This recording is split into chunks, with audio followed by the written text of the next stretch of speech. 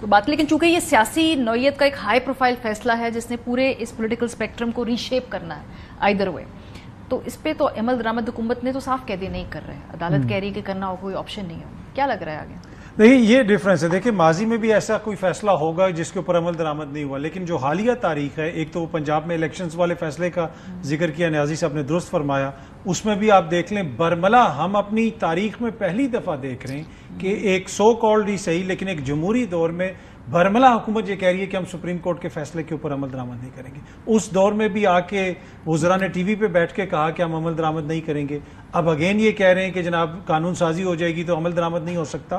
دیکھیں جو ڈکٹیٹر ہوتا ہے نا, جو ماشاء اللہ لگاتے ہیں, وہ بھی سپریم کورٹ جاتے ہیں اپنی لیجٹیمیسی, اپنا جواز ڈھونڈنے کے لیے, وہاں سے ان کو لیجٹیمیسی ملتی ہے.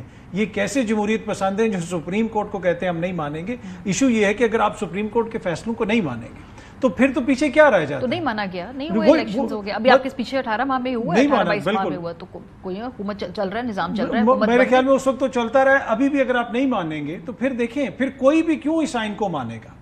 حکومت کی طاقت کیا ہے, شہباز شریف صاحب کی طاقت کیا ہے, یہ آئین ان کو کچھ دیتا ہے نا طاقتیں. اسی طرح پولیس کی طاقت ہو گئی, دیگر محکموں کی طاقتیں, ان کے جو سربراہ ہیں, پھر کسی کا بھی یہاں پہ کچھ نہیں بچے گا. اگر آپ نے آئین کو نہیں ماننا تو جس طرح جسٹس منصور علی شاہ صاحب نے بالکل درست فرمایا, پھر تو آپ انارکی کی طرف جائیں گے, پھر آپ یا تو اس سسٹم کو ختم کر دیں. لیکن سپریم کورٹ سے متنازع فیصلے آئے ہیں, میں اس کی بات نہیں کر رہی, یہ آئین ری رائٹ ہوا ہے. جو وزراء اعظم کو جو پھانسیاں دینے کے جو سارے ورڈکس ہیں وہ ہمارے سامنے موجود ہیں, وزیر اعظموں کو گھر بھیجا گیا ہے, ڈسکوالیفائی کیا گیا ہے.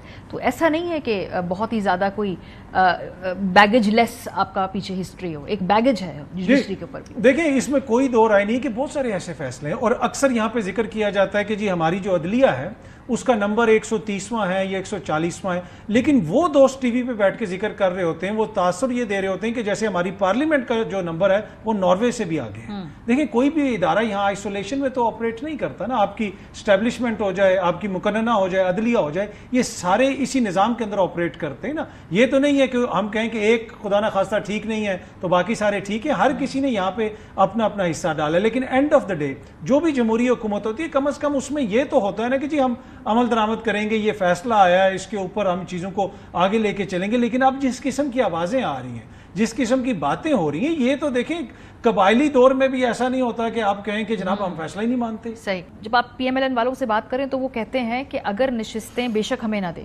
یعنی ان کو معلوم ہے کہ اس فیصلے کے نتیجے کے اندر نشستیں انہیں تو نہیں مل سکتی, تحریک انصاف کو بھی نہ دیں, تو پھر وہ نشستیں لمبو میں رہیں گی یا پھر اس کا کچھ اور طریقہ ہوگا بٹوارے کا, یا کسی کو بھی نہیں ملیں گی اور اس کے تناسب سے ایوان کے اندر قانون سازی کرنی ہوگی. آئی ڈونٹ نو ان کا آگے کیا طریقہ کار ہے.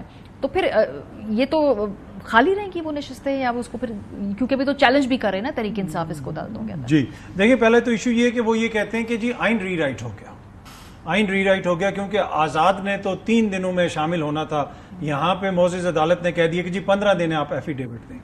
اب عدالت نے کہا کیا ہے, اگر کوئی بھی اس کیس کو فالو کرتا رہا ہو, عدالت نے یہ کہا کہ یہ لوگ تو آزاد تھے ہی نہیں, آپ کی حرکت کی وجہ سے یہ لوگ بچارے مجبوراً آزاد بنے. ایک وہ 13 جنوری کا فیصلہ, پھر اس کی مبینہ غلط انٹرپریٹیشن, اور اس کے نتیجے میں آپ نے ان کو زبردستی آزاد بنایا. یہ کبھی بھی آزاد نہیں تھے, یہ سارے تحریک انصاف کا ووٹ لے کے آئے. انہوں نے یہ نہیں کہا کہ آج کے بعد سے آزاد کے پاس 15 دن ہوں گے. انہوں نے کہا اس کیس میں یہ آزاد نہیں تھے, آپ نے ان کو زبردستی آئین کو توڑ کے آزاد بنایا, تو لہٰذا اس کو ریکٹیفائی کرنے کے لیے جو سارا آپ نے وہ کیا اس کو ٹھیک کرنے کے لیے ہم 15 دن دے رہے ہیں. یہ چیز ہے. دوسری بات یہ ہے کہ حکومت کو کیا ایشو ہے ہماری, حکومت تو چلی نہیں جائے گی. اگر یہ سیٹیں پی ٹی آئی کو بھی مل جائیں تو حکومت کی پوزیشن تو پھر بھی مستحکم ہے. تو آخر ایسی کیا وجہ ہے کہ اعظم نذیر تارڑ صاحب, پوری کابینہ, بلاول بھٹو, آنے والے چیف جسٹس صاحب کے حوالے سے اس قسم کی زبان استعمال کر رہے ہیں کہ جناب عدلیہ جو ہے, مطلب عدلیہ جو ہے اس نے یہ سارا کیا ہے کریٹ, اور عدلیہ کا یہ سارا قصور ہے. ایک نہیں, دو نہیں,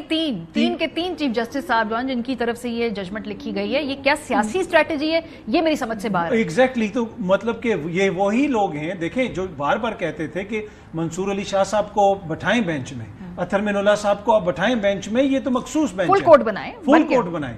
آج یہ کہہ رہے ہیں انہی جج صاحبان کے حوالے سے یہ لوگ کیا کہہ رہے ہیں, اور انہی لوگوں نے, انہی اعظم نذیر تارڑ صاحب نے, وزیر اعظم شہباز شریف صاحب نے قاضی فائز عیسیٰ صاحب کا 3 مہینے پہلے کر دیا نوٹیفیکیشن. آج آپ منصور علی شاہ صاحب کا کیوں نہیں کر رہے؟ اگر کانسپیریسی تھیوریز چل رہی ہیں, گھوم رہی ہیں, آپ ایک نوٹیفیکیشن نکالیں گے, وہ ساری کانسپیریسی تھیوریز سائڈ پہ ہو جائیں گی. ایک پریس ریلیز آ جائے جی سپریم کورٹ کی طرف سے, ختم ہو جائے سارا معاملہ. یہ بڑا آسان, یہ بڑا انفارچونیٹ ہے کہ یہ اس طرح کر رہے ہیں, اور میرے خیال میں اس سے ملک کو کم از کم فائدہ نہیں ہو. بہت شکریہ.